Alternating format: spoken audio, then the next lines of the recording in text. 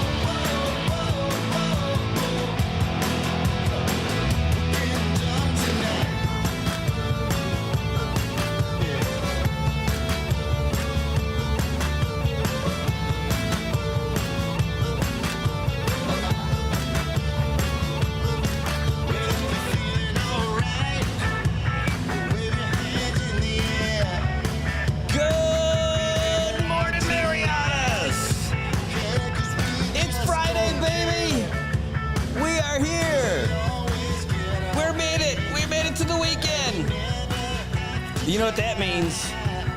We're going to have some fun. We're going to have a lot of fun today because we got a lot of folks in studio. That's right. We have a big old day this morning. We got Run Saipan. We got NMC. And it doesn't stop there because we're going to keep on going. We're going to run out this door. We're going to run up to the governor's office for a big signing. Then what are we doing after that? We're running to AK for their big grand opening.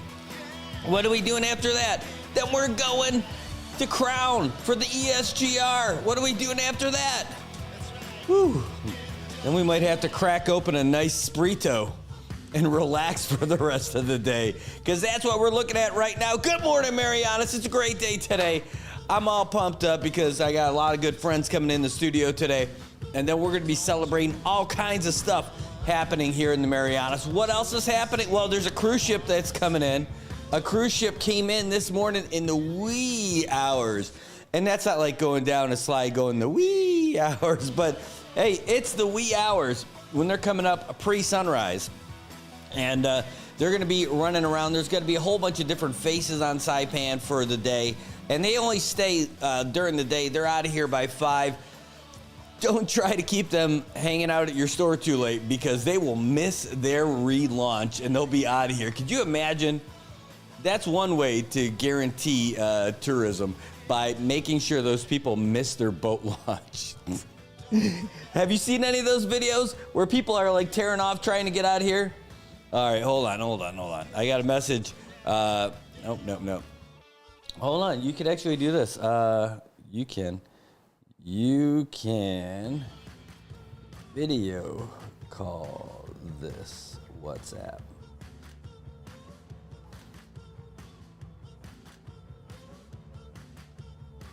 All right, so that is Run Saipan President Ed De La Cruz. He's going to be coming in to talk about a big event that they've got going on this weekend, a big running event. It's happening in Saipan. It's great. They've got so much happening. We've got so much happening. In fact, we could tell you a little bit about this too. In fact, hold on, let me pull out the old share screen so you guys can see this, because, I buried it now, and it's all the way down here. I got to find it. There we go. This is happening right now. Well, not at this moment. It's going to be tonight, though. National team tryouts for the NMI Fast Pitch Softball team. That's right, ladies. Come on out. January 24th, 25th, and 26th. It starts tonight, 5 p.m., and they're going to be doing some pitching and catching, and then over the weekend, they're going to be doing fielding and batting. Do not miss out. This is the bronze medal winning team that went to the Marshalls and brought home the hardware. That's right, the underdogs. They came out and brought the hardware home, and what a great team it is. What a great bunch of coaches they have. Great crew. So it's an opportunity for you. What do you have to bring? Bring your stuff. Make sure that you're dressed and ready to go. Bring your mitt and bring your water bottle. If you got a bat, bring that too. And then come on out. They'll have everything else. And that's it. So national team tryouts for the CNMI Women's Fast Pitch National Team. It starts tonight, and it's all weekend. Miguel Tangay Field. And what do they have over there? They've got lights now, too. So get out there. Have some fun. Again, tonight starts all the fielding and batting. And then tomorrow and Saturday, it's going to start in the morning. Tonight at 5 o'clock to 8 o'clock. Saturday and Sunday, it's going to be from 9 a.m. to 3 p.m. So you don't miss it. This is your great opportunity. If you think that there's nothing going on in Saipan, boy, are you not out there. You need to get out and get to meet some people, because there's a lot of cool stuff happening. And these girls who won, they're all over in our community. They do all kinds of different things, and they're just great. Absolutely love them, and I had a great opportunity. Okay, call. Okay, one second. Hold on. Just making sure I get him the right number to call. There we go. So there you go.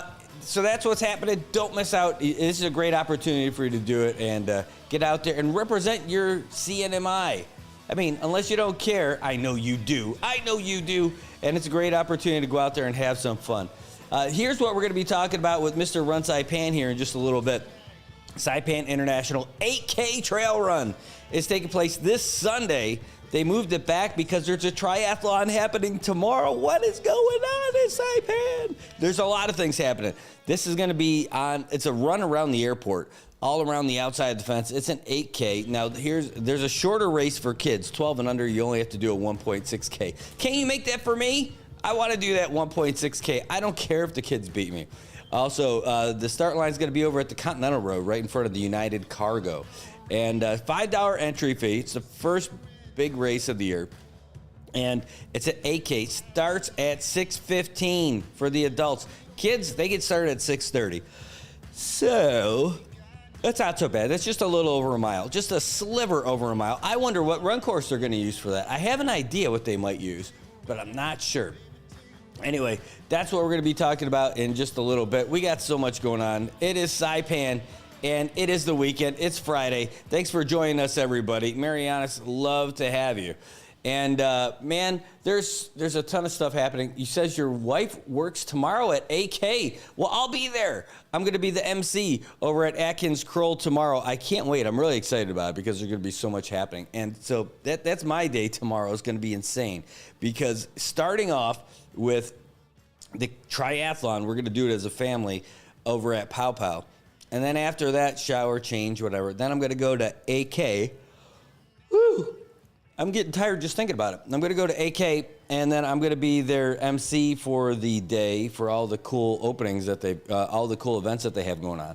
And then after that, I'm going to go home, take a shower, change. And then I'm the MC for the Saipan Chamber of Commerce Business Person of the Year Gala. Who is going to win? Who's going to be Miss or Mr. Marianas Business? We're going to find out this Saturday. And again, I'm going to be the MC. I'm everywhere you want to be. That'll be a lot of fun. And then Sunday's going to be a family day. We'll probably end up doing that run on with Run Saipan. I don't know if my daughter will do the long race or the short race. She can qualify to do the short one, but I bet she does the longer race. So we'll find out. Anyway, great stuff happening. And then all of a sudden, it's Monday morning again. You got to be kidding. I know. It's going to be that fast. This weekend's going to fly right by. And what's happening on Monday? The Blue Jays playing some baseball again. So it's going to be great. Hey, good morning, Tobot. Great to see you. Ina, thanks for coming back again. Good to see you this morning. Yes, Piling, good morning. Great to see you. Luisa, yes, lights at Tongay Field. I saw them going up. Somebody sent me a picture. Someone named Luisa. Vincent Raymond, thanks for tuning in. Good to see you today. And look at all you guys popping in the comments. John, Lesser Mwamwai, great to see you. Oh, man, look at all you guys. It's awesome to see it all over the different pages and everybody following and all the different things. Hey, if you haven't done it already, I'm sure you guys have, but be sure to follow us on the NMI News Service page. NMI News Service, it says, check my wife for a Balutan package before you leave. Yes, I will. Oh, wait, it's at Dan Field? No. Oh, they were putting up the lights at Dan Field? Well, that's probably better. All right. Well, maybe they don't have lights at Tongay Field then. Well, they're got to have something if they're going to be practicing from 5 to 8. They've got to have something. Hold on. Let me take a look. But that's great. Oh, scroll down. Bum, bum, bum. Oh. That is Dan Field. Yeah. Wow. That's a video. We have lights at Dan. I should have read that. Good job. You come naked fish, I hook you up with your order. Yes, I love that too. Hey, I love naked fish. Naked fish. I'm not talking about just naked fish in general. I'm talking about like the great place to hang out in Garapan naked fish. I'm not like into fish that are naked. Like that's not what I'm saying. Well, I'm really digging myself a hole in this one. Maybe I should move on. All right. Hey, Marianas, in just a couple of minutes, Ed Dela Cruz is going to give us a call. But before we do that, let's get to some of the traffic that's going out there in the Marianas. You already got a little look at it. That's what it looks like behind me right now on Beach Road in Oleai. So that's not too bad. Let's take a look at the rest of traffic here in Saipan as it looks right now because Google does all this stuff for us so we can find out. Let's zoom in. Meow. All right, that's what the intersection looks like over there at the old AK. Or they even, like, the AK's not even there anymore. Now it actually is highlighted by the massage place. All right, well, that's what it looks like right now. You can see it's a little bit slow all the way around there, but not too bad. It's still early yet, but in the next, 10 minutes, you're going to see all kinds of hell breaking loose. So it is a little bit slow. But how about over there at IT&E, the intersection that matters where connections matter?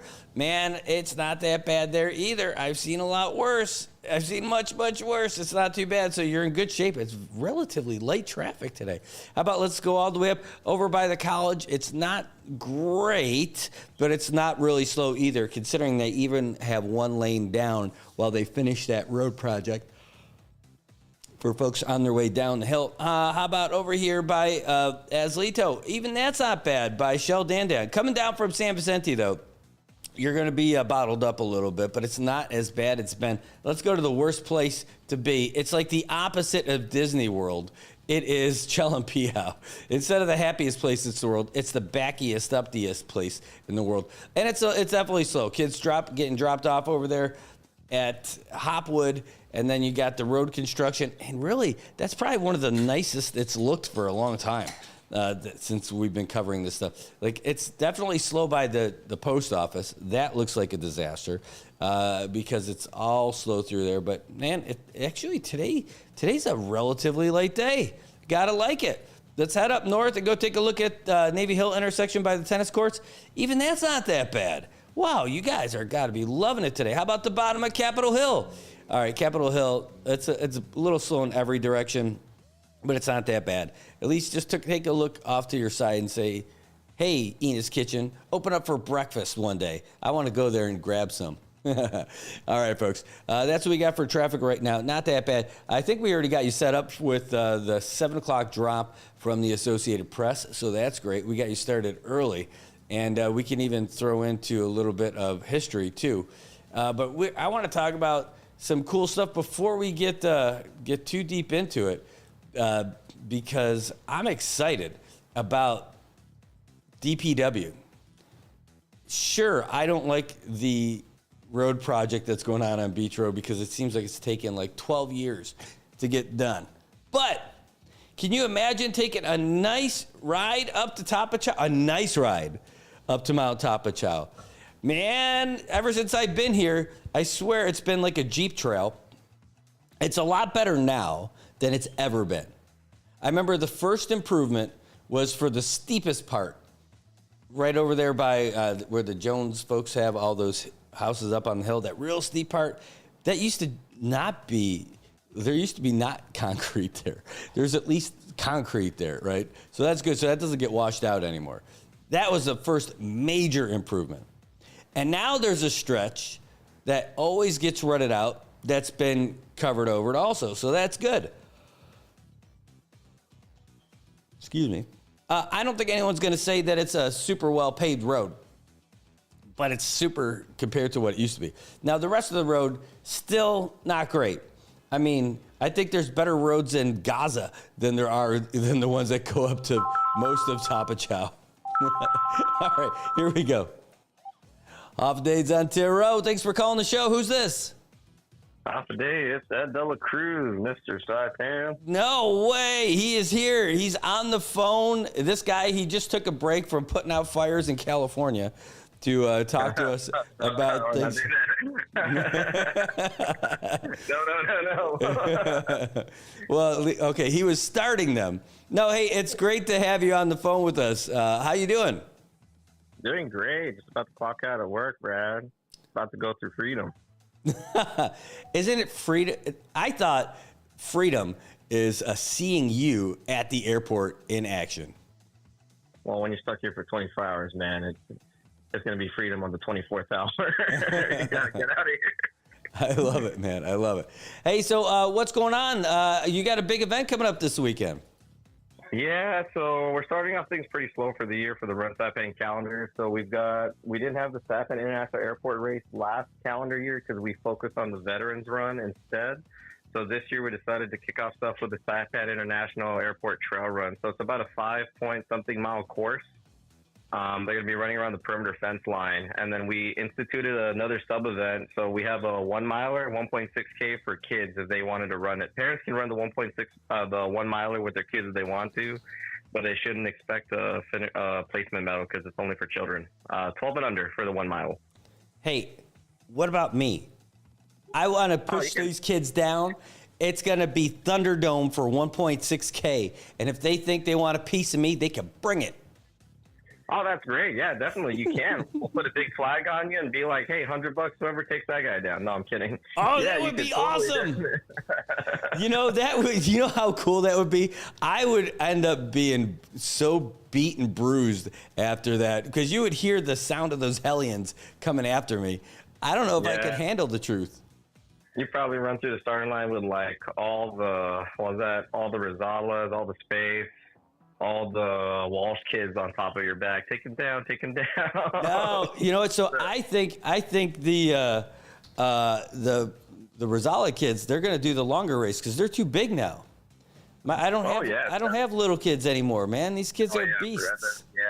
Your kids are already beasts by now. They're running half marathons pretty soon. Yep. No. So for the trail run, same thing as before. So age division. So like, Masters, Open division. We have a U18 youth division. Unfortunately, it's on a Sunday.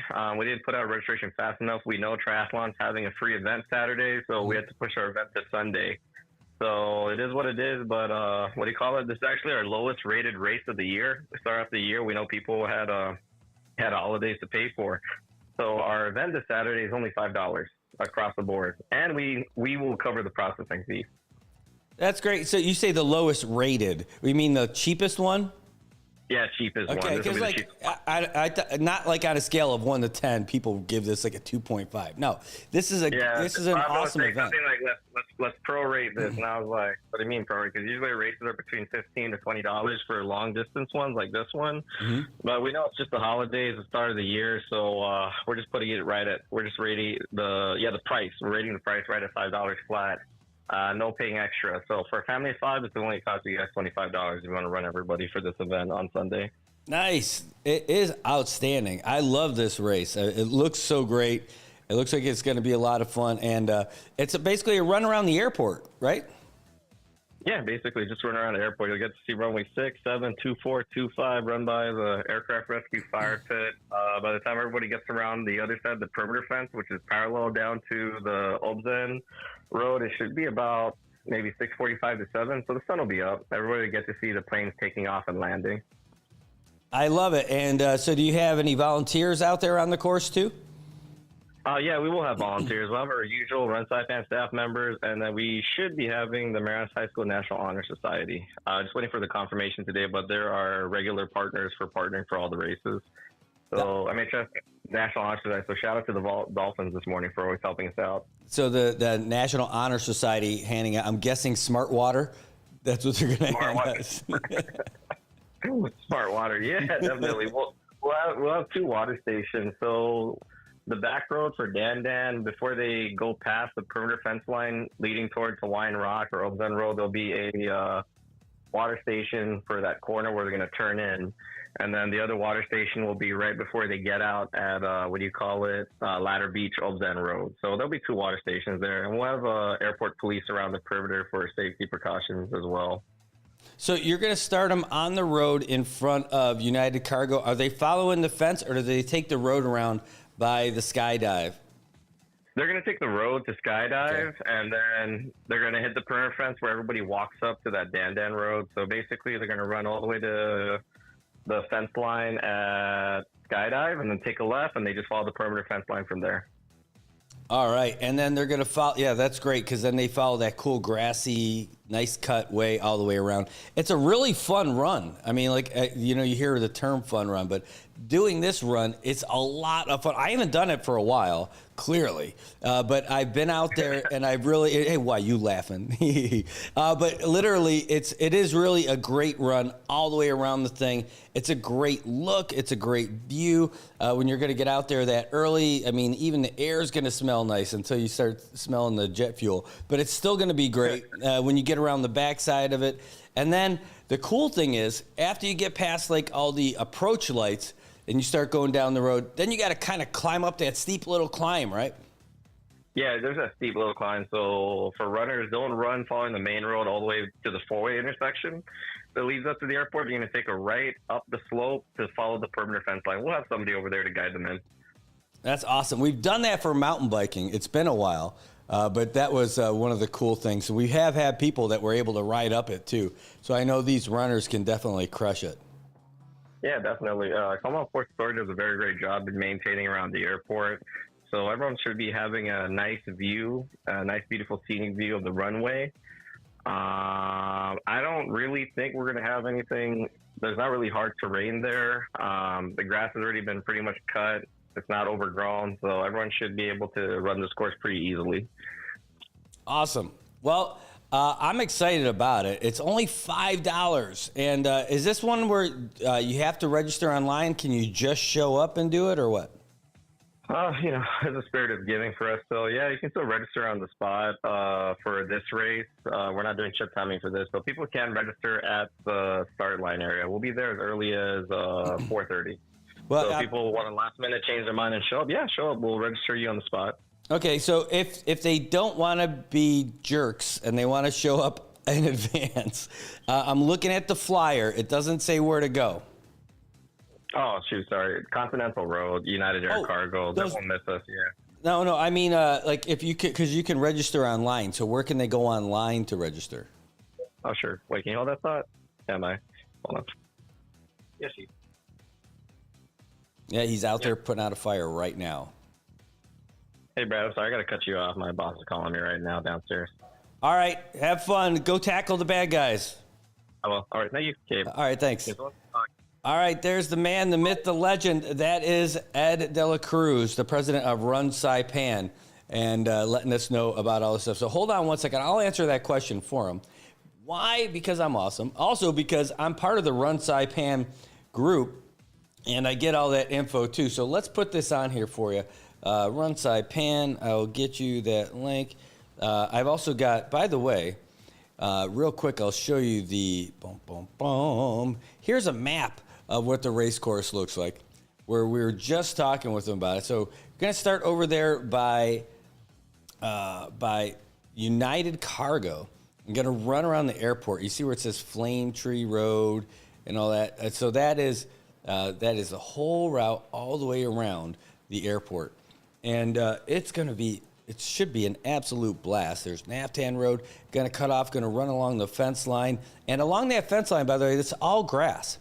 So you're going to be running on a nice grass road, then you're going to get out to the coral, get around the end of the runway and everything like that. So it's going to be a great one. But let me get you where you can register online, because you can register on the spot, like they said. I just want to see if I can give you a link to where they can where you can register in advance. You know, I'm looking at a whole bunch of pictures of all these people who did the Road to Marathon, and they did a great job. All right, I do have the link for race roster.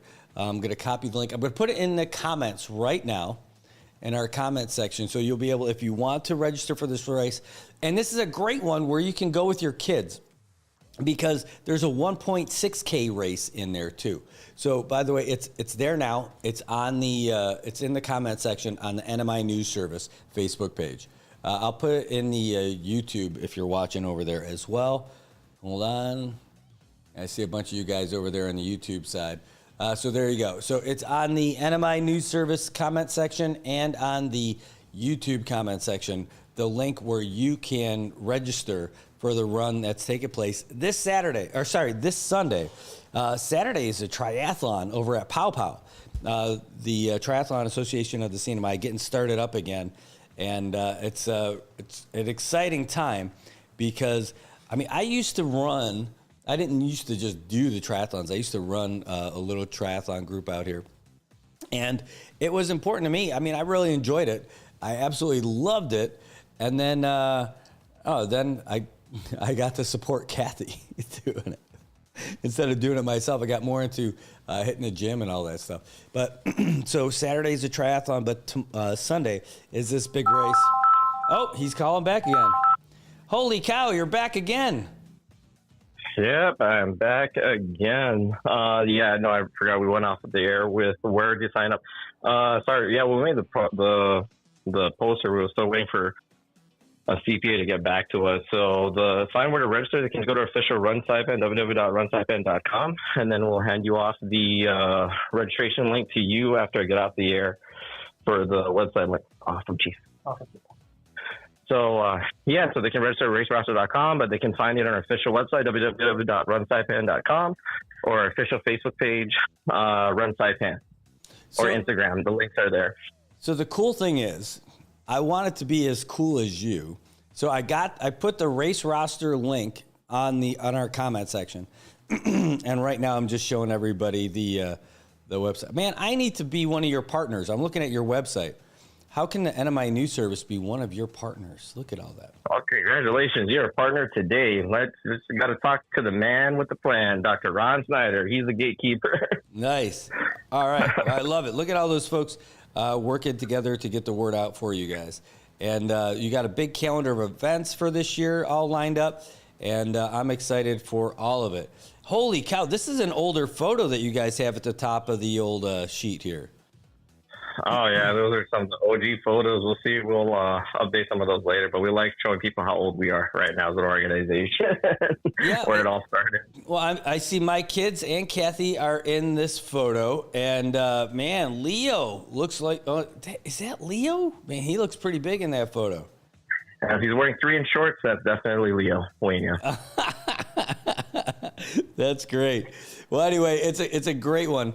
Hey, I want to wish you all the best of luck. I know we're going to be there on Sunday with you guys. And luckily, it's not a family of 5 for us, so we only got to pay $20 to have a family of 4. A family of 4 event on the weekend for just $20. It's such a great deal. It's a great deal for everybody. And it's for fitness, too, so I love it, man. Great job. Thank you, Brad. Yeah, perfect. And thank you for having us on the air this morning. Oh, happy to be here. And got a whole bunch of people who are chiming in and saying hey to you and all that other stuff. They're still waiting for your firefighter calendar. You're still waiting for the firefighter calendar. Wait. we'll talk about that after the union stuff is over. That's a different subject. Yes. Yeah, there you go. I think that'll be a big fundraiser. You guys could do that. Like I know they do the boot campaign for fighting breast cancer and all that stuff, breast cancer awareness. But that could be it. Do a photo shoot with the firefighters. It could even be a funny one. You know, people would do it. People would absolutely do it. So anyway. Definitely. Yeah, definitely. We'll look forward to doing that later. Just got to get the clearance from our boss. That's right. All right.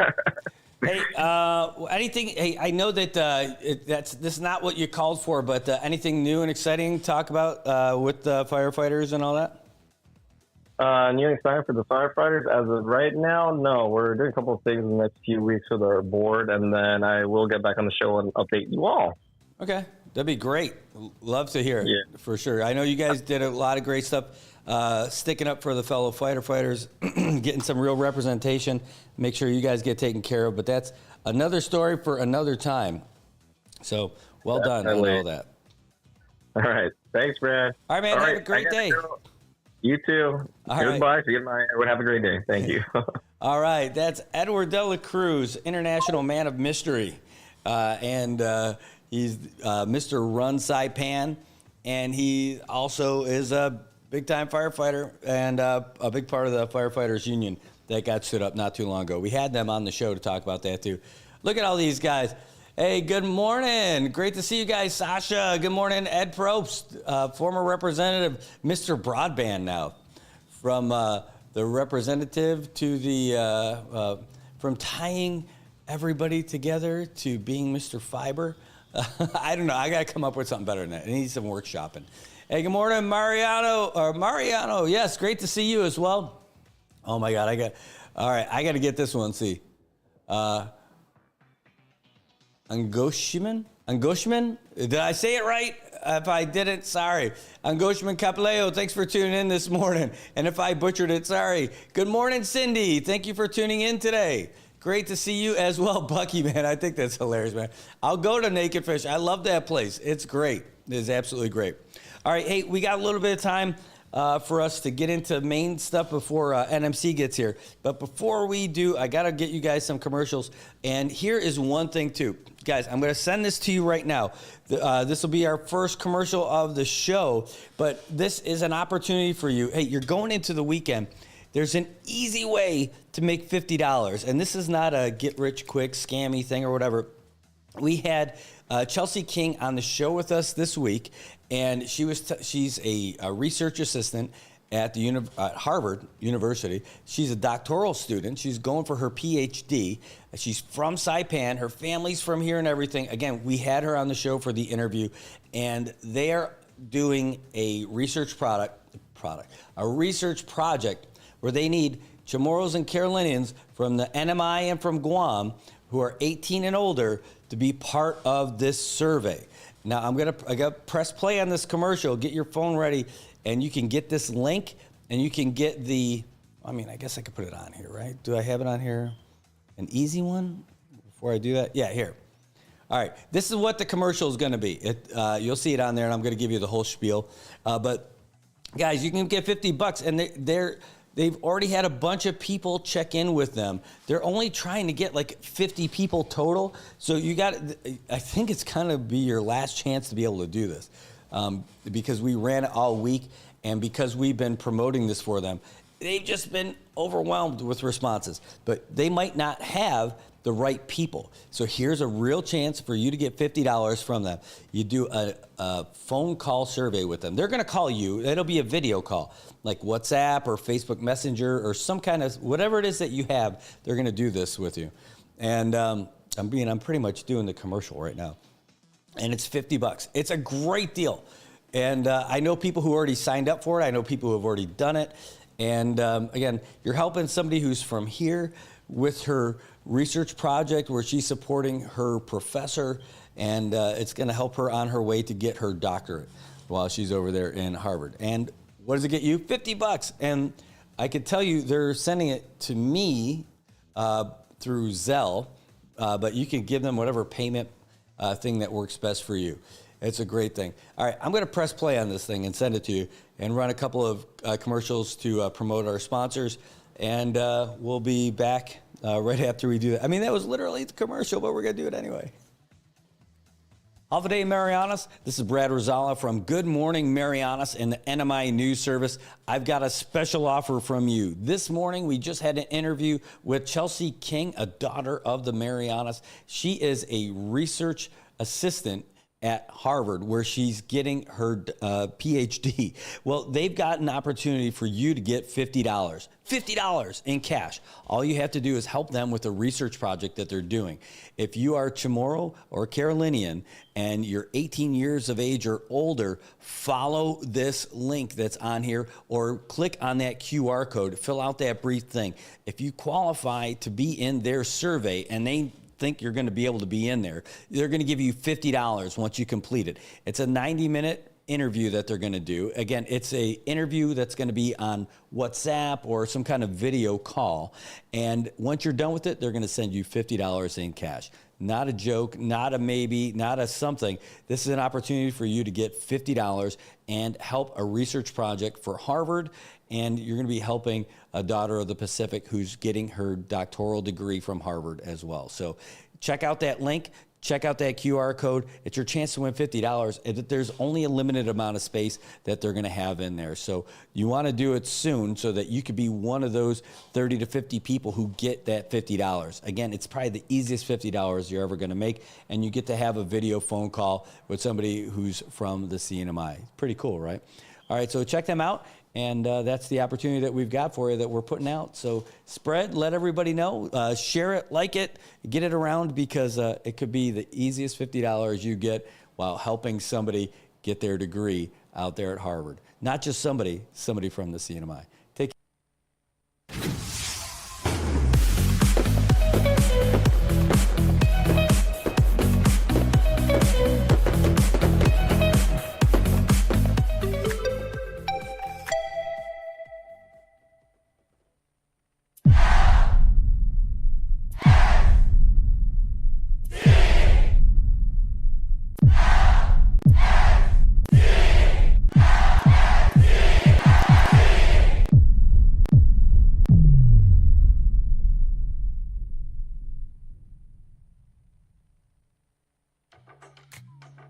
Hey, I'm Coach Derek Cutting, the owner and founder of Laddie Built Fitness.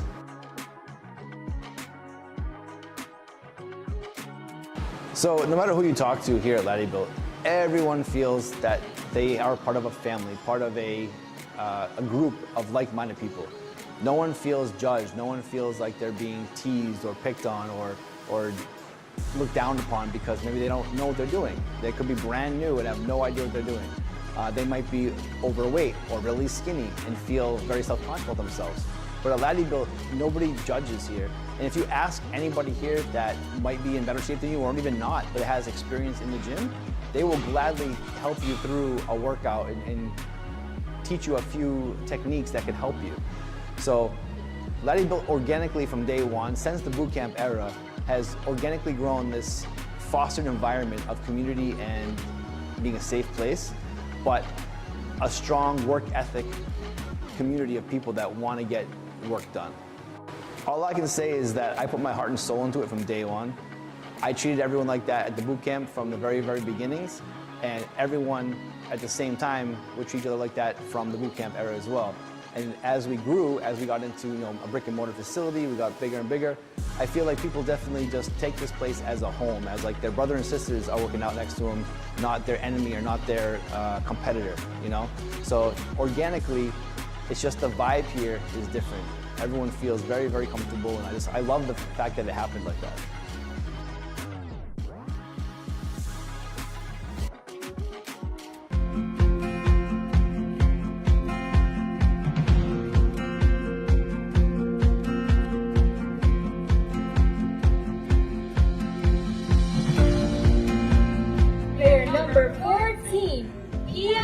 It's a great day to be up 3-0. I'll tell you that. It probably is not great to be down 3-0. I'm Brad Rosala, and I'm the owner for Commonwealth Communications. And I am Jojo Alipuzu. I am the owner of Island Image and Motion. And this is our joint venture, Sideline Studios.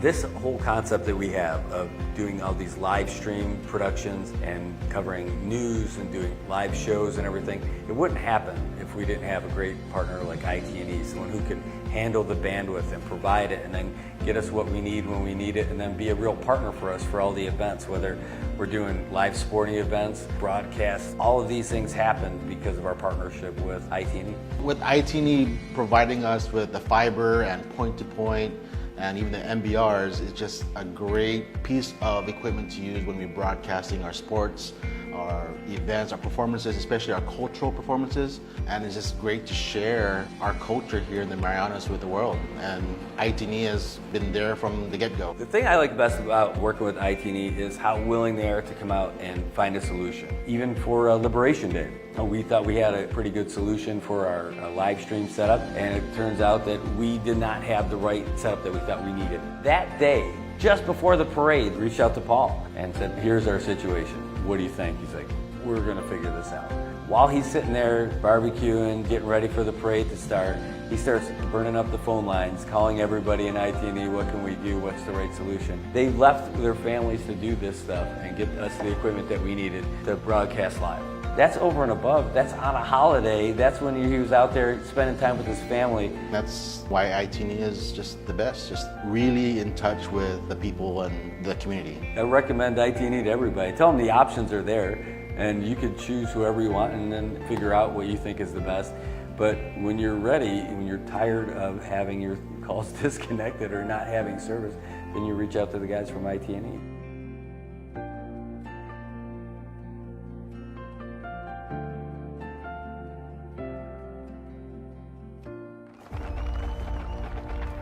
For every generation, it has started with the call to serve.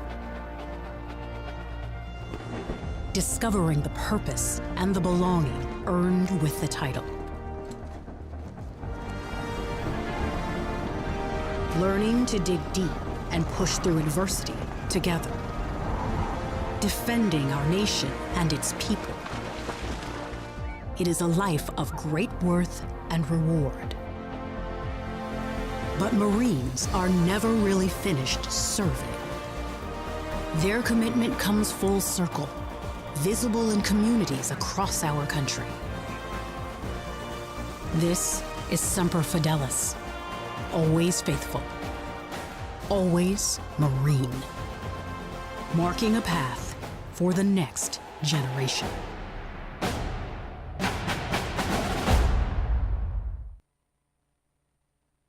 You owned your car for 4 years.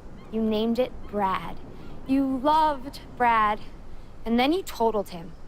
You two had been through everything together. 2 boyfriends, 3 jobs. You're like, nothing can replace Brad.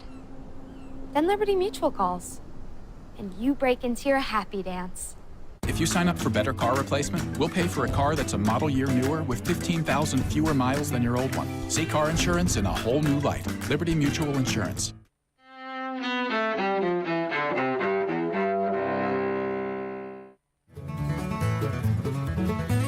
January 24th, 1848. In Northern California, James Marshall finds a gold nugget at Sutter's Mill, a discovery that sparks the gold rush the following year. 1965. In London, former British Prime Minister Winston Churchill, who led his nation through the dark days of World War II, dies at the age of 90. If the British Empire and its Commonwealth last for 1,000 years, men will still say, this was their finest hour. 1989. Confessed serial killer Ted Bundy is executed in Florida's electric chair for the rape and murder of a 12-year-old girl.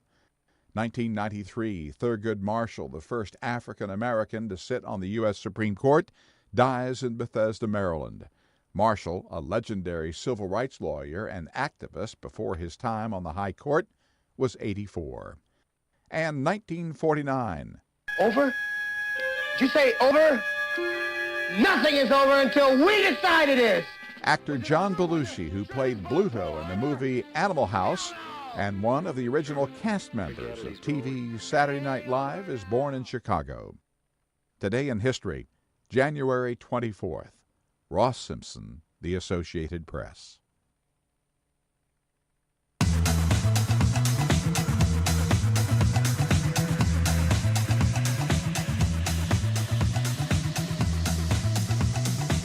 All right, good morning, Marianas. We are back. It's Friday. It is 7:58 here on a beautiful day. Take a look outside. If you haven't been out there yet, get out of bed. You don't have to get a job, but at least get out of bed and take a look outside because it's gorgeous. You're missing the day. Hey, it's 81 degrees outside and humidity's 72% up at the Saipan International Airport, and that means it is just nice enough where it is not muggy. It's a nice one.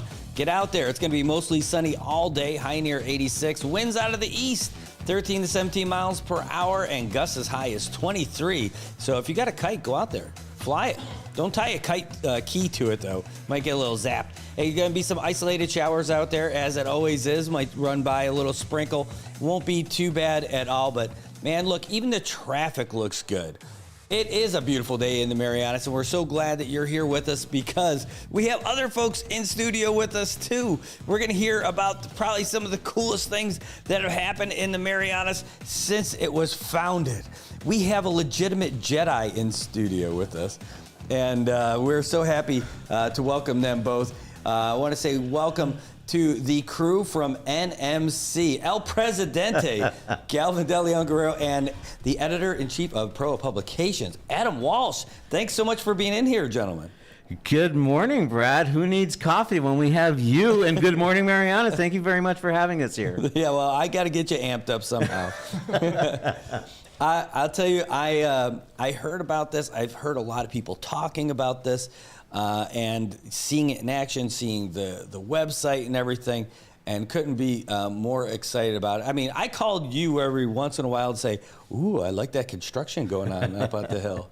But this is something else you guys are building towards. So anyway, can you introduce yourself to everybody since I got you? Let's get started with that. Hafidez Entero. I'm Galvin De Leon Guerrero, and I am the president of the Northern Marianas College Proa Tribe. Hi, good morning. So my name is Adam Walsh. I am an assistant professor in languages and humanities at NMC. I've been there for about 10 years, and then the other hat that I wear is editor-in-chief of Pro Publications. Wow. And so today, I mean, we could talk about a million things with both of you, but what brings us in here today is really Pro Publications.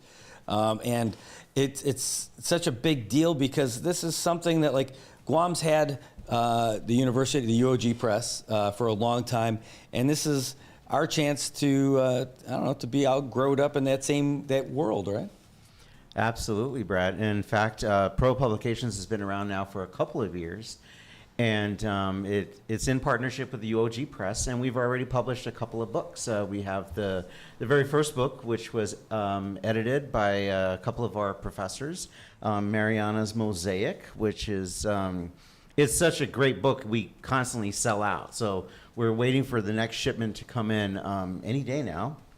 And then an update to really one of the classic textbooks used to teach folks how to learn Chamorro, Finun Chamorro, by Dr. Faye Untalan, who wrote it basically to match the Northern Marianas orthography, which, if you're in the linguistic circles, is kind of a big deal. So we're very, very happy, but we also wanted to launch something a bit more routine, a bit more regular. And so a few years ago, I approached Adam, like, hey, Adam, you know that we have this Pro Publications, right? Would you be willing to help out as editor-in-chief? And he said yes to the dress, so here we are. Hard to say no to Dr. G. Well, I mean, first of all, what a great win for the NMI and for NMC to have our own press, right? I mean, it's kind of a massive deal. And then to be the editor-in-chief of that, I mean, holy cow, what a responsibility and what an honor. Yeah, I mean, it's a lot of work, but as you can see, I love what I do. Hopefully you can see that in the website that I had kind of created and built, and then hopefully we can expand and improve upon. So I've been at other literary journals before. So I was at Cut Bank, which is through the University of Montana, and then I was also worked at Willow Springs through Eastern Washington University. And then I've been publishing since 2012, thereabouts, of my own work. So I'm really in the literary circle. I love being a part of it, and then now I'm actually contributing in a different way. Well, that's got to be great too, because all that experience that you've built up for writing and submitting, and now you're able to, well, I mean, do you get a lot of interaction with the authors and help them, guide them through that process too? I mean, that's what I'm hoping for. So actually what's happened is the Humanities Council here gave a grant to UOG Press to come to the islands and to perform workshops. And so there will be workshops on all three islands, Saipan, Tinian, and Rota. And that is also to kind of help promote the literary journal for submission, but then also kind of help guide the process. Because I think there are a lot of great artistic people here that just don't know kind of what it is about to submit to a literary journal. So I'm hoping that those workshops will help in that regard.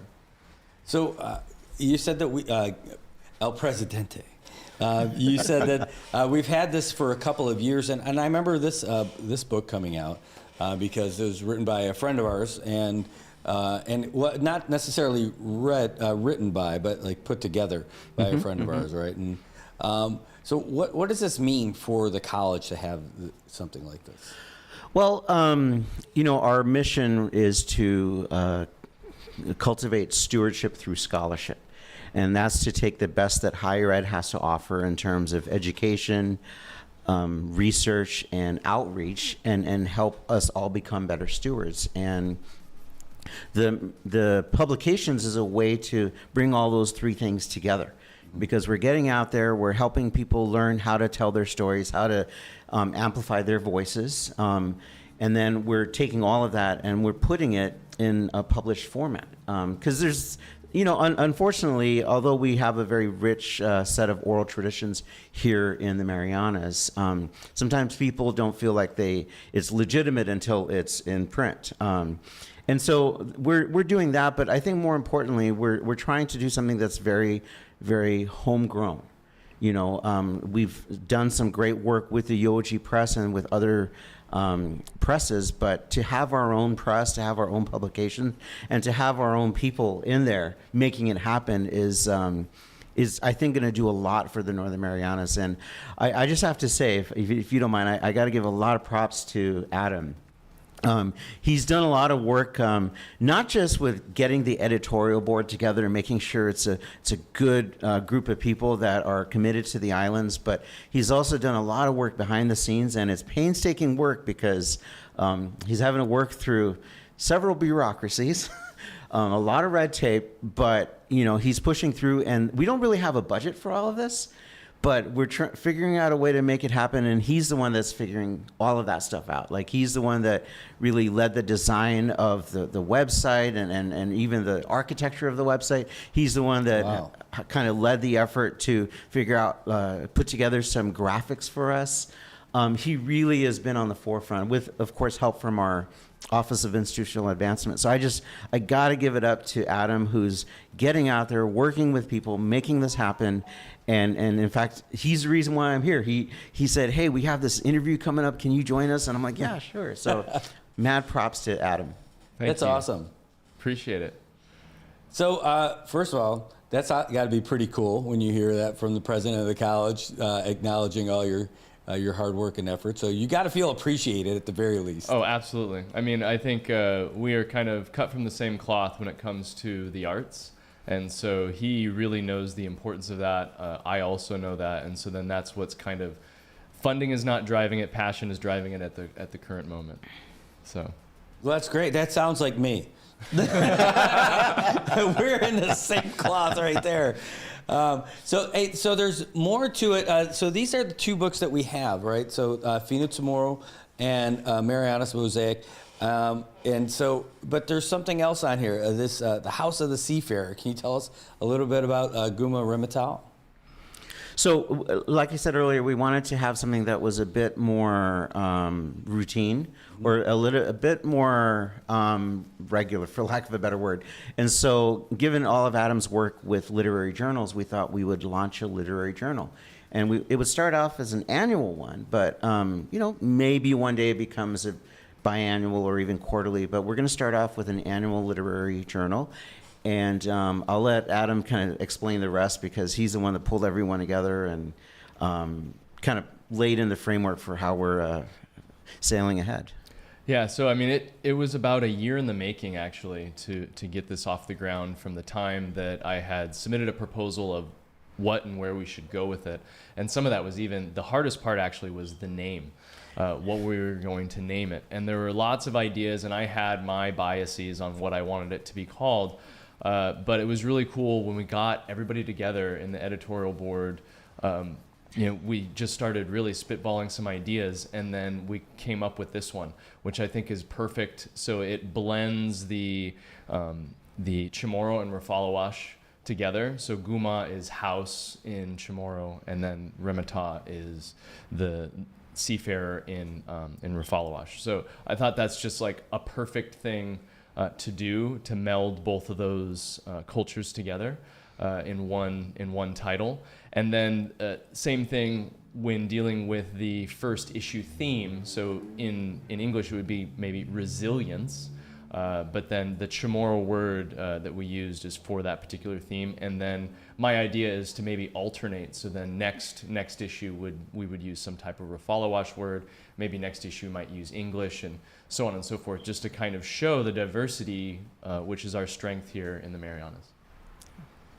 I love it. And so now I can submit something to this. I see you've got a call for submissions out.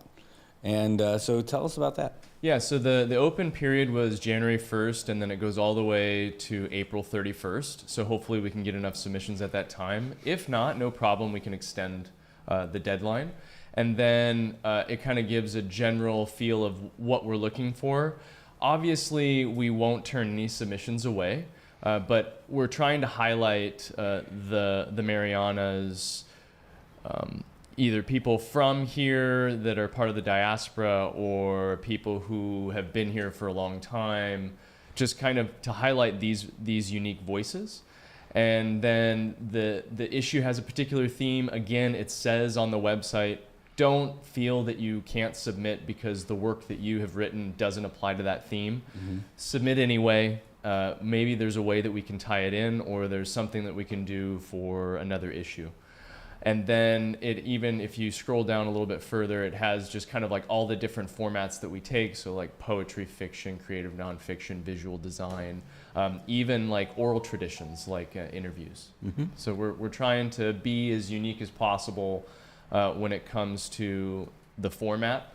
Ideally, what we want to do is we do want to have a print version, but then we might do something hybrid in the sense that we will have the contents posted online. You will be able to click on a few of the, like a couple poems, one short story, maybe one interview or whatever that we may have, some visual art.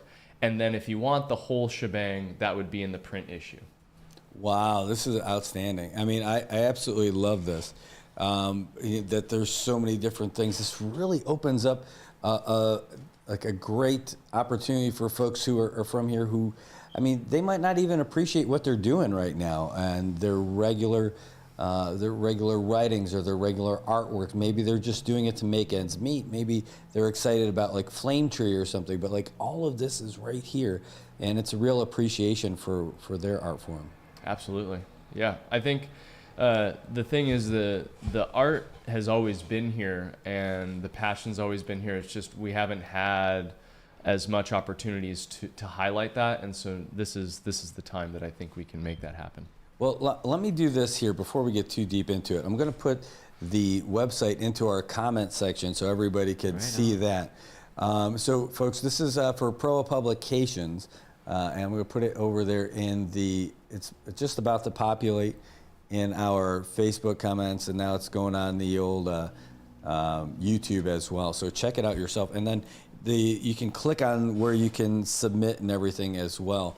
But this is really such a big deal. And you know what? So like other people that I know here who I don't even think of in this traditional sense about artists and all this stuff, you know, because there's so many different layers to so many different people. And then I heard them talking about it. And I'm like, wow, that got me excited because I didn't know even that was part of their life. Yeah, and when we first started hatching this idea, we knew that we didn't want this to be some esoteric academic thing, right? It's still going to have that sort of those academic guardrails, so that's why we have an editorial board, that's why we have an editor-in-chief. But we really wanted to open it up to people who may not see themselves as artists or storytellers or even observers of humanity. And so, we're very happy that Humanities Council is also stepping in to help us with the workshops sponsored by the UOG Press. But really the idea is to invite the entire community to be authors of this journal because they are authors of the Commonwealth. So, yeah. You know, you mentioned humanities. Well, hold on, let's look at the question. So, Tobat Castro, the Tint Man from Dandan says, so what would we categorize as for those of us who moved here for more than 15 years? Poasu? I love it. That's great. I'm not going to wade into those waters. That's great. Eric Mopness saying good morning to both of you and thanks for joining us this morning. And a lot of folks interested. But so getting back to this though, people are able to do this and be a part of it. Man, I'll tell you, like really, just knowing folks who, again, I didn't even know that they had an interest in stuff like this. It's like the many different layers of the onion. And we see so many different people who feel like this is an outlet for them now. Yeah, you might be hanging out at a rosary, right, listening to stories from your aunt, and then you're like, oh, I need to get this story in. So you can just write it down, do an oral history or do an oral story, and then put that in written form, go to one of the workshops, learn how to, finesse it so that it's publish ready, and then kind of go from there. But that's the idea, is that whether it be at the academic table or at the picnic table, either way, it's a rich source of wisdom and knowledge that we want to cull from our community. So I started to say this before I saw a squirrel running away and got distracted.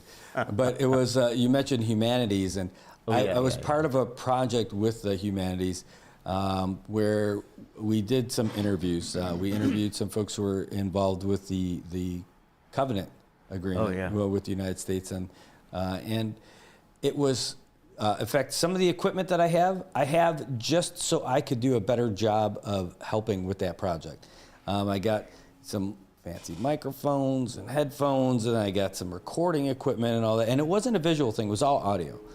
And like, I could definitely do a project like that. And from what I was reading here, could submit something like that for and I think consideration. the format too, what I'm hoping for, especially with like oral histories, is to have it in a format that could be read and digestible that way, but then also produce it in audio format online, almost like how we have some oral histories archived in the humanities and their website.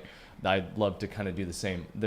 Part of my proposal also is dealing with our own, the CNMI archives, and seeing what we can do to get funding grants and things like that to digitize documents or create something to where you can experience the Marianas digitally. I know with Will Hunter and some of the stuff he's doing with virtual reality, I'm hoping that we can kind of bring resources like that in to pro publications, so that it's not just, oh, we're printing books that you can read or sell here or there. It's going to be more than that, which is what I'm hoping for. Yeah. Wow. All right. You opened up a little bit of a Pandora's box of questions now. Wait, Will Hunter's working on virtual reality stuff? Yeah, he's been probably for the past 5 or 7 years. Like, he's invested in several VR headsets and creating worlds. And at first it started out as a personal hobby of his to try to chronicle his family stories while they're still here. And then he just started to see the applications for higher ed and education in general. And I'm not going to do him justice by like describing all the cool things he's doing, but he's gotten grants, he's gotten equipment, he's constantly upgrading his equipment, and he's working with select faculty and staff to try to bring those resources into the classroom. And like, he's even pitched this idea of a movie in a VR headspace. So it's like an interactive movie. Wow. Where you follow the action or you don't follow the action. It's like a role-playing game, you know, but there's an actual narrative that you could hatch onto. But yeah, I'm not doing him justice, but he's doing some cool stuff. That's so awesome. We need to get him on the show. I know, exactly. Yeah. Man, that is so cool. And so, like, talk about the different layers of different people. Like, when I first met him through football. Like, and I've just been able to see him take on bigger roles as he's. In fact, when I met him before football, when I first got here, because I met him when he was at Aquarius. That's right. Beach Tower, and because that's where I lived my first 6 months here, and I got to know him, and then through football, and then all this other stuff, and watch him now do all these other great things, and you see his family grow and all that. It's really kind of neat. Wow, how about this? Look at NMC. You guys have so much going on between. Everything that's happening. All right, let me ask you about this too, because I'd be doing you a disservice if I didn't. Talk to me about that. You got a minor construction project going up there? Just a small one. We have brand new facilities that are coming up after the devastation of Super Typhoon U2 in 2018, and lined up about $100 million or more in different grants from Department of Education, Economic Development Administration, HUD, just FEMA. And so it's all to fund 5 new buildings, one of which is going to be done this year. And that's our flagship building. It's the Student Center. It's a 3-story building that will house all our student support services, including our library, our archives, including this nice dining hall that's going to be like 2 stories up, and this nice big glass facing the central quad on campus. It's going to have a 3rd floor conference room that opens up into an event space patio. This is going to be one of the best buildings, I believe, here in the CNMI, here in Micronesia. And that's just one of 5 buildings. We're breaking ground on 4 more buildings later this year. Oh my gosh! And all right, so I don't want to skip over the first one because it sounds so amazing. Okay, so Now that I'm starting to see it really take shape, right? I mean, like it's well above the tin wall barrier and all that other stuff. It's going to look amazing to everyone going past it. But they're actually working on the roof now on that? So, I mean, like that's coming to completion They already poured concrete for the walls of the 3rd floor. And once that's done, then they're going to lay in the roof. That's incredible. Yeah. And it's going to be done this year. Yeah, it's going to be we're aiming to have it open in time for the new school year, the new academic year.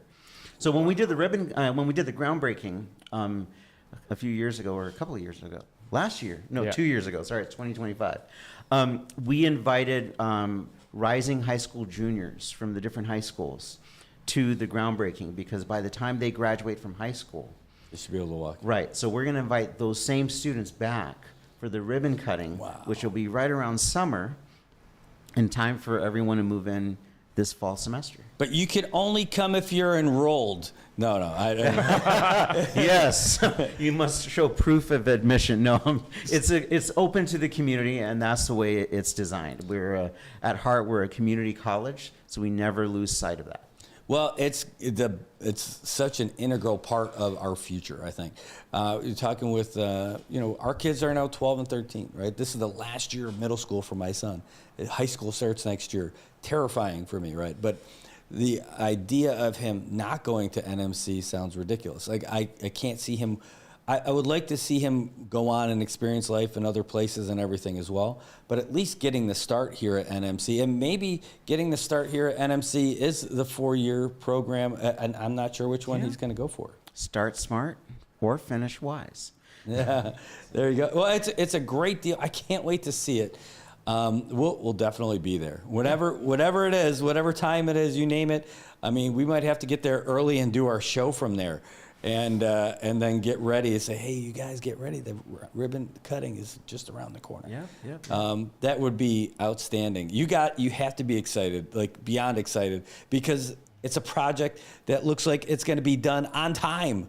How many times does that happen in the CNMI? Yeah, contractors and subcontractors and grantor agencies. It's that's what we deal with on a daily basis. I think what's really exciting for me, as a lifelong educator, is that the student center is the first building going up. And what a great way to show our students in a very concrete way, literally concrete, that they are our priority. And the fact that they're going to have this brand new facility, which is going to be state of the art. We're going to have space for 2 or 3 food vendors in there, so we can have something like a food court. But more importantly, it's just a place they can hang out, which, is cool in of itself. And then what they haven't had in a long time. Students really crave for that sense of community and a space for themselves. Every time at the end of all my courses, I have what's called a class critique. And so it's basically just what didn't go well in the class, how can we make it better, what are some suggestions you have? And a lot of the things that I do in my classes are student generated. And so I started a couple years ago saying, what's also wrong with NMC and what are things that you'd like to see improvement on? And all the time is like, we need a space, we just always being outside or being, in the Mango Terrace just isn't enough for them. And so they're really craving that. And so I'm hoping once it's built that will help with that. Amen. Well, you get a real campus feel. I mean, like I remember going to school and that was the big thing. I loved that. I'm like, wow, look, I can't believe I'm here. Like when I don't know if when you guys first started going to college, I mean, did you have that feeling, that experience, like, wow, I'm here, and this is it, and then this is going to be I loved going to the library to like in between classes. I know it's so lame, but like I loved going to the library in between classes so that I can work on the math that I just learned and try to get my homework done right away. So I'd have a good grasp on it. And then I loved going to the little snack area. I loved hanging outside, it wasn't really a quad because it was a pretty open campus. But like I loved all of that and the history of everything where I was. Like being there meant something to me. It made me do better at school because I was happy to just be there and be a part of that. Yeah, it's eerily similar. I always tell this to anybody who's willing to listen to me that my first experience was at community college, and it was at NIC, really close to NMC, so North Idaho College. It's in a town that is right around 50,000 people. Oh. Its main source of economy is tourism. And so there are lots of really eerily similar things about what NMC is and where I came from NIC. So, yeah, they also had an Adam Walsh, you know. But I think we got the new and improved version with all of everything that you're doing. We've got the better. They're going to have to try to recruit you now. But I started at a community college also. In fact, so. It's one of the things that made me consider the militaries because I did a great job in high school of not doing a great job. And I literally hardly ever did any homework, but I still was able to pass everything. But my grades were not great enough to get into the school that I wanted. I thought anything less than the school that I wanted was like a fail. So I went into the service. And then when I got out, I took another run at that school, and they said, look, you got to get your grades up if you want to come to this university. So here's what we suggest. We've got adjunct professors over at this college, at this community college. Go up there and do it. And it was a great opportunity for me because that's exactly what I did. I had all the same professors because I ended up getting into that college later. But I had the same professors that ended up being my advisors that I met at the community college. So it's still an excellent source of education, and in fact, it was actually probably better because I had more one-on-one time with my professor when I was at the community college than when I went to the university. Yeah, that's usually kind of the big thing that maybe some people don't realize with community colleges. A lot of times, since they're not so research-based, we're not paid to do research. And so because of that, we are a teaching institution. So we are more hands-on with students. And I found that experience drastically different from going from community college to university. I thought, okay, university is going to be this bigger deal. I'm going to have more interaction. And it was much less so. Actually, the professors are like, do your work. I have a lot of research that I need to do because that's what kind of, that's how I have tenure and that's how I have this and that. So some people might think that community college is not for them or that they want this university experience, but ultimately, for me, I went to 3 institutions. Like I went to community college, undergrad, and then graduate school somewhere else. The best experiences were community college and grad school. Well, and there is a sense of community when you go to the bigger campuses and stuff like that, but you're going to get that here too. And like when you look at the UOG, I mean, that's a kind of a special place, really big place. Is that a land grant school?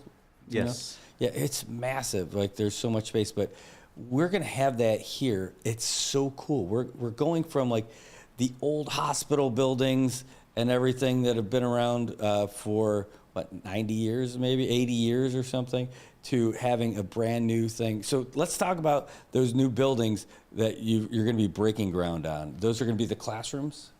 So one's going to be a research building for our land grant program, which is CREASE, Cooperative Research Extension and Education Services.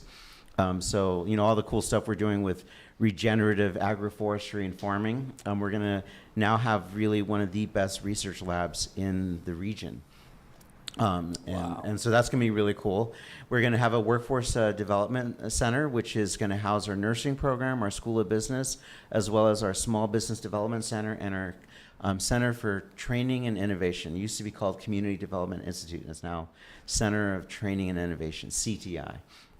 And then we're going to have 2 classroom buildings, which are funded by HUD through the Northern Marianas Housing Corporation. And those classrooms, one's going to be kind of like the science building, and so it's going to have all the labs in there, and then the other one's going to be more like the humanities building. And for now, they're going to have 16 classrooms, but we're working really hard to find the funding to make it 32 classrooms. So yeah, that's what's coming soon to a campus near you. How many classrooms did we have before the typhoon?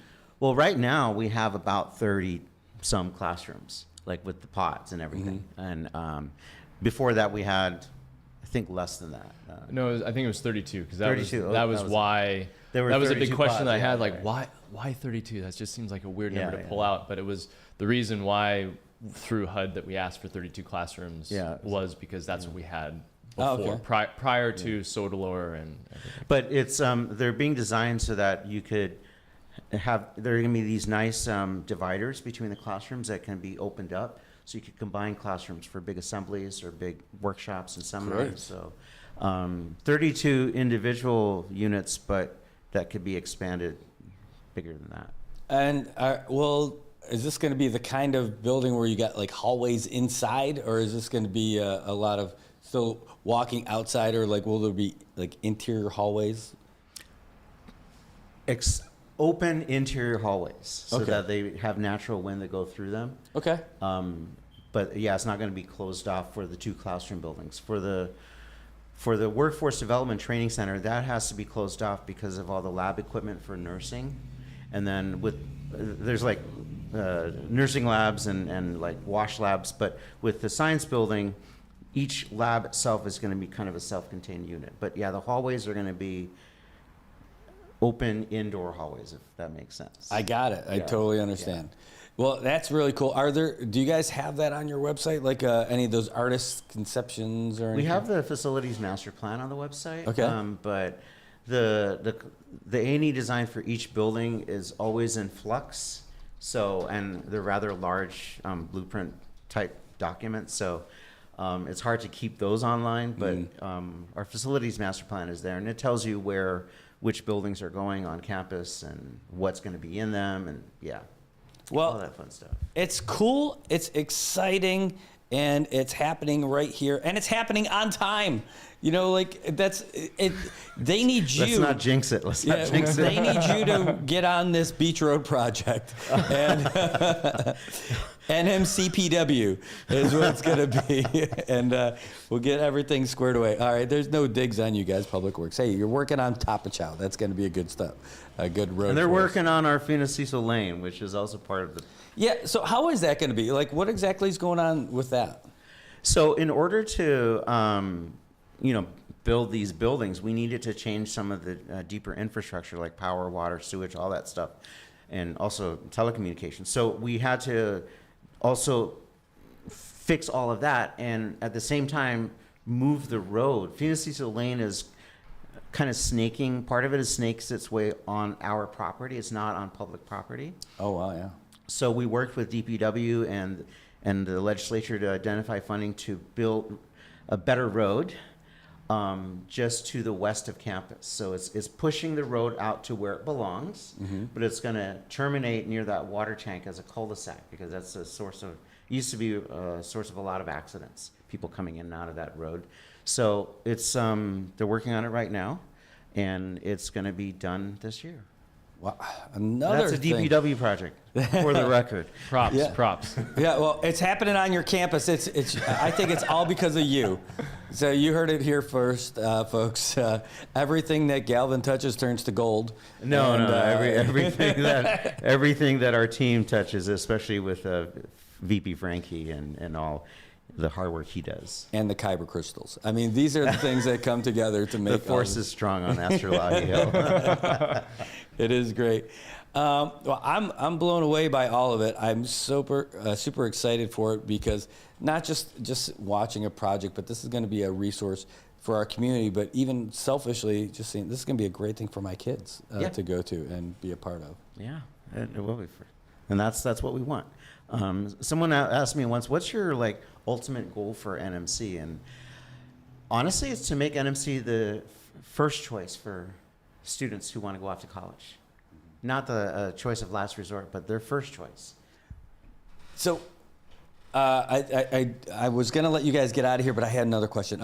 The gym, are we going to get that back? Is that possible? Working on it. With inflation and shipping costs and the rising cost of labor, we've had to move some money around so that we could finish these buildings. Initially, we had enough money for 5 buildings, a central quad, parking lot, driveways, and a gym. Not so anymore. So we're working hard to identify additional funding so that we could have a gym, and that gym is not going to be where it is right now. It's going to be moved elsewhere where the pods are. If you look at the facilities master plans. How about a hockey rink? I mean, what do you think? Do you think we have a nice lawn. We can do what do you call hockey on the grass? Lame. Lacrosse? It's just lame. Look, I will say, no, lacrosse would be outstanding here. I'll tell you what. So, yeah, hockey on the grass would be lame. But lacrosse out here would be monster. It's such a great sport. It combines the best parts of hockey and football and soccer, where, I mean, you're still passing a ball around. But there's a lot of physical contact as opposed to soccer where you're not really supposed to. And there's physical contact in lacrosse? Oh my gosh! Yeah, did you see the helmets? Have you not seen it? I was also wondering why. I've never actually seen a game. You can hack the crap out of people. Okay, first of all, you can really hit them. You're carrying a long stick with a net on the end, and you use what they call an Indian rubber ball. And you're using that to pass back and forth. You're wearing a helmet, like a hockey helmet. You're wearing shoulder pads, the elbow pads, and the gloves. The bottom of you is all free game, apparently. Unless you're the goalie, you wear some stuff. But these guys run around, and they use that stick like a beaten stick, really. I mean, I can't believe what you're allowed to get away. In hockey, you can't hit people with your stick. In lacrosse, fun fact, yes, you can. And it's such a physical, and it's great for running, but you might be running for your life. Super fast paced. Yeah, it is very fast paced, and all you need is a big open field to do it. And of course, our legal counsel is saying no. And you know what's great? It's an indigenous sport. It was a sport that was from the Native Americans, and they brought that out, and it's really proliferated around the States. We only got it in my high school the year after I graduated. All the hockey players were like licking their chops, like getting ready, because we want to play this. Like this is our new sport. Oh wow. No. So it got in after I was done, but we've got a great facility for it out there in my old high school, and man, it would be huge here, like, because you don't have to invest in, like, soccer is really popular here because all you need is a pair of shoes, a pair of cleats, and a ball, and you're good to go, right?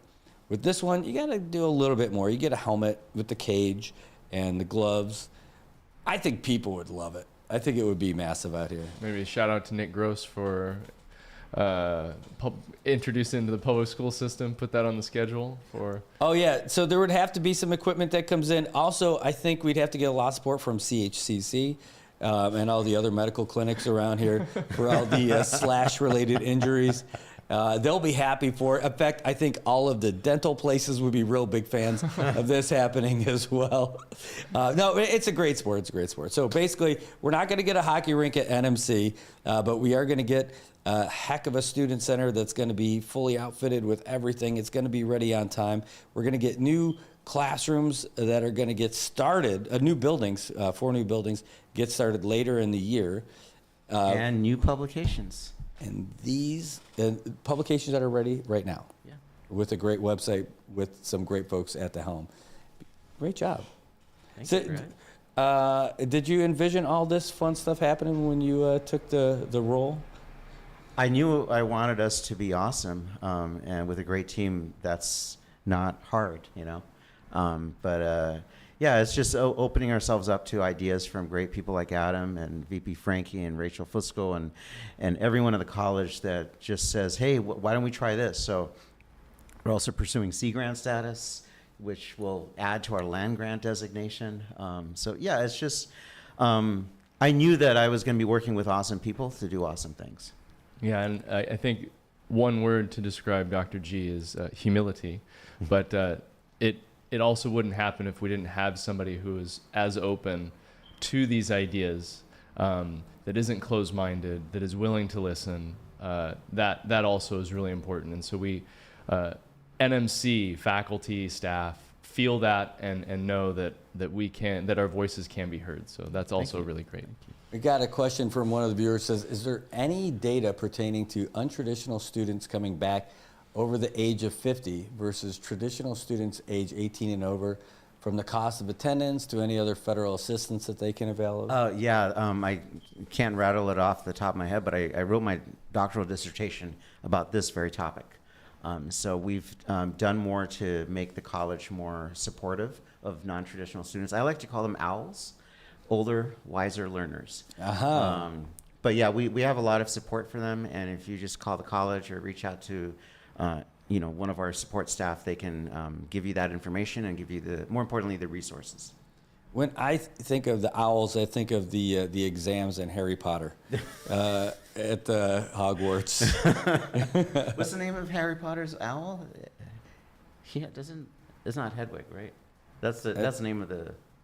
Hedwig sounds about right, doesn't it? I thought he's a groundskeeper. I know it's not Larry. Oh, okay. It's not Larry. My daughter's gonna be so mad at me because she's a huge Harry Potter fan. That's Hagrid is the big guy. Hagrid. That's the groundskeeper. Yeah. But Hedwig is the owl. Oh, I got it right. Yeah, Hey. I think you're good. Yeah. All right, cool. Not Frank. Frank the owl. Who? All right, there we go. All right, guys. Well, again, so stupid. I know. It's proapublications.com is where you can go and learn more about PROA publications, and you can find out how you could submit things too. And it might not just be you; it might be someone that you know, maybe someone their art that they do, their writings that they do. Maybe it's sharing some history and. But you can find out more about it at proapublications.com, and you can always reach out to you guys. Can they come by to the campus and talk to somebody about any of this stuff? Yeah, I mean, you're welcome to come. Obviously, you can also just send me an email at propublications@marianas.edu.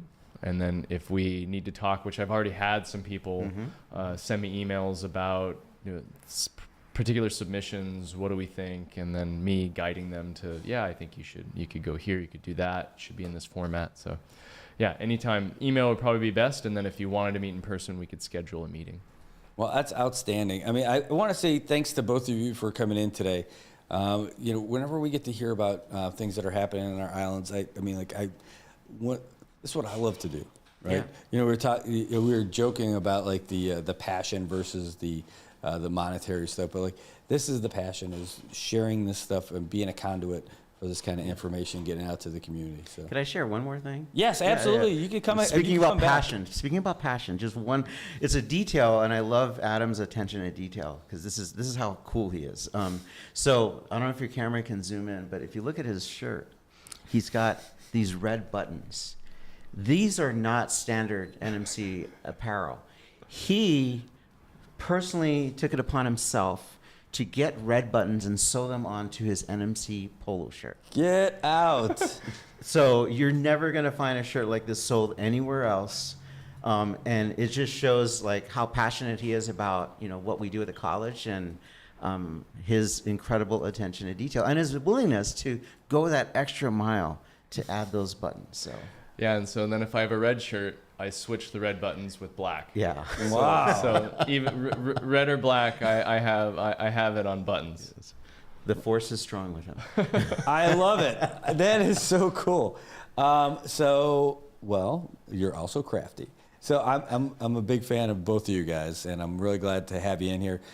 First time we got you in the studio. Yeah, this is cool. I like it in here, and I'm so impressed with your ability to multitask, all the technical stuff, all the creative stuff, all the head stuff. Kudos to you, man. Well, thanks. It's a lot of fun, and it was a lot of fun having both of you in here today. All right, folks. I'll tell you what we are going to do, though. We are going to wrap this up. Now, I normally would be going till 9 o'clock and all that, and we might get pretty close to it. But there's something going up at the governor's office today at 9:30, and we don't want to be late for it. Got a lot of folks from Hiroshima, and so we're going to do that. So I want to say thanks to you guys for coming in. What we're going to do, we're going to send you off, though, first with the latest update from the Associated Press. That came in while we were hanging out and having a good old time. So, folks, thanks for sticking around. Thanks for all your questions. Thanks for your views, your comments, and all that other stuff. We're going to be live again in about 45 minutes, but we'll be from the governor's office. Then we pack up and we head down to AK for their ribbon cutting for their official grand opening. And then after that, are we done? No! We're going to be at the Crown for the ESGR lunch with the boss, where we're going to hear about all the stuff from the people that we had in studio yesterday that help the employers and they help the National Guardsmen and reservists and their relationships together to make sure that they can defend our country and while being defended here on the home front for their jobs. All right, guys, we'll be right back, but here you go. Here's the latest update from the Associated Press. AP News, I'm Mike Hempen. President Trump has ended security details for former top officials facing threats from Iran. People familiar with the matter say the president stripped diplomatic security service protection for ex-Secretary of State Mike Pompeo and top aide Brian Hook. Iran blames both in the killing of a top military commander 5 years ago, and the Biden administration gave them around-the-clock protection the past 4 years.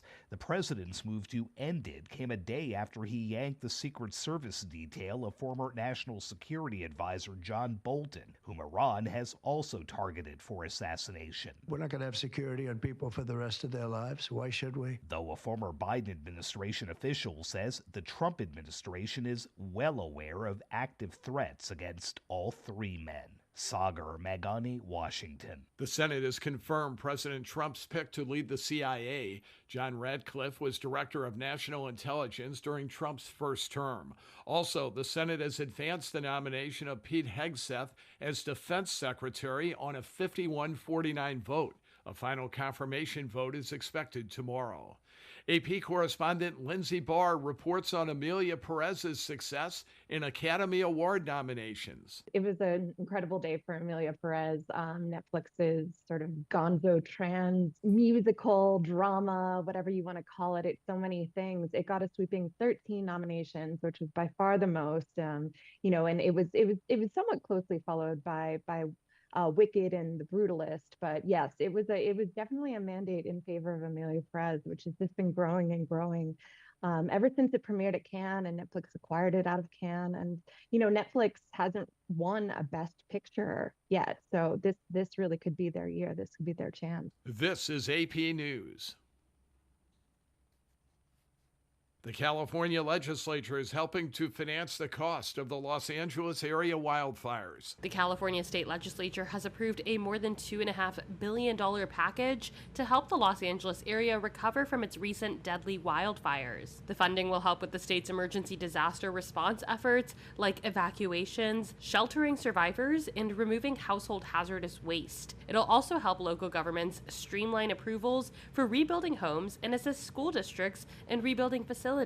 Democratic Governor Gavin Newsom proposed the funding last week. The move expanded the focus of a special session he originally called in November to prepare for legal battles against Republican President Donald Trump. I'm Haya Panjwani. Lamar Jackson, Joe Burrow, and Saquon Barkley are finalists for the Associated Press 2024 NFL Most Valuable Player and Offensive Player of the Year awards. I'm Mike Hempen, AP News.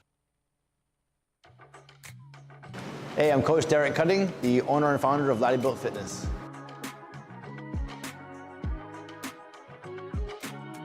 So no matter who you talk to here at Laddie Built, everyone feels that they are part of a family, part of a group of like-minded people. No one feels judged. No one feels like they're being teased or picked on or looked down upon because maybe they don't know what they're doing. They could be brand new and have no idea what they're doing. They might be overweight or really skinny and feel very self-conscious about themselves. But at Laddie Built, nobody judges here. And if you ask anybody here that might be in better shape than you or even not, but has experience in the gym, they will gladly help you through a workout and teach you a few techniques that can help you. So Laddie Built organically from day one, since the boot camp era, has organically grown this fostered environment of community and being a safe place, but a strong work ethic community of people that want to get work done. All I can say is that I put my heart and soul into it from day one. I treated everyone like that at the boot camp from the very, very beginnings, and everyone at the same time would treat each other like that from the boot camp era as well. And as we grew, as we got into a brick and mortar facility, we got bigger and bigger. I feel like people definitely just take this place as a home, as like their brother and sisters are working out next to them, not their enemy or not their competitor, So organically, it's just the vibe here is different. Everyone feels very, very comfortable, and I love the fact that it happened like that. Good morning, Marianas. So many things we gotta discuss. Happy day, Tirawamian greetings to Rhoda, Guam, Saipan, and Tinian. For all your island news from a beautiful place with Pacific views. It's always so much fun on Good Morning, Mariana.